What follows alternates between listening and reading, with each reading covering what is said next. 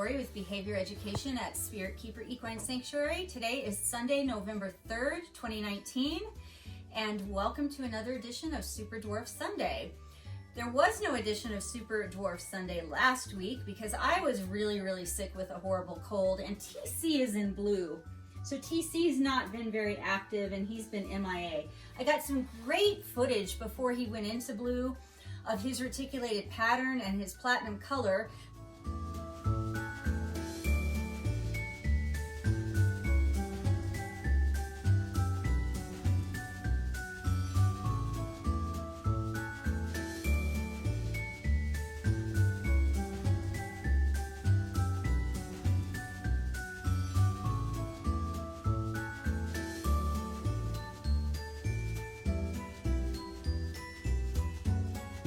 A video about his color and markings coming up, but today's video is going to just be about us cleaning his enclosure. I opened this up to check on him. He's up here in his shelf.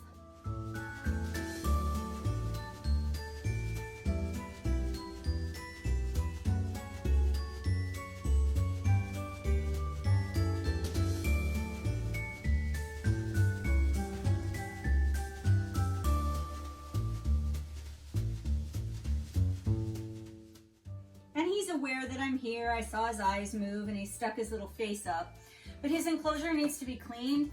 And I wanted to point out, he swims a lot anyway, but he's about to shed, and I wanted to, hopefully you guys can see this, and we might need to zoom in on this water, but if you can see all of the particulate matter in his water, he has obviously been in here. He's obviously been swimming in it or soaking in it. And you can see all of the matter that he's left behind. And it's really important, I think, for these snakes. You might even be able to see how cloudy it is, or it was as it started coming out. To be able to have access to water, because I don't know if it's typical of reticulated pythons or dwarf reticulated pythons, but he uses his water a lot. He swims in this and gets in it all the time. And he also uses his humidity boxes a lot. Now these are dried out because he's been using them, and I need to refresh them and change them out. But you can see where he lays in them. And he has 2 drinking water bowls which go down daily. So water seems to be pretty important in Taucetti's life. And that has made me decide to put some ReptiChip in here.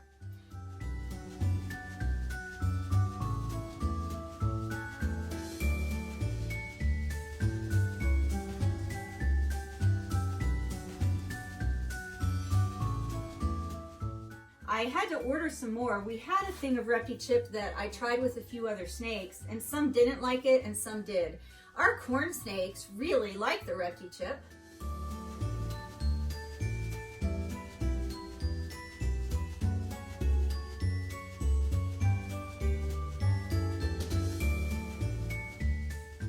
Which surprised me because I didn't think that corn snakes were a colubrid that really liked humidity.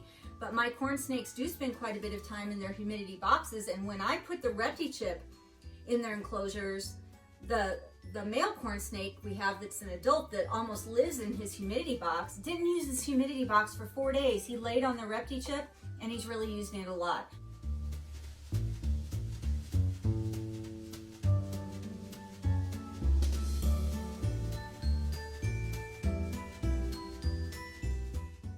That makes me think that if I put ReptiChip in TC's enclosure, that he's really gonna like it because of how much he uses his water and how much he uses his humidity boxes. So when I get my next shipment in, we're gonna put that in his enclosure and we're gonna see how he likes it.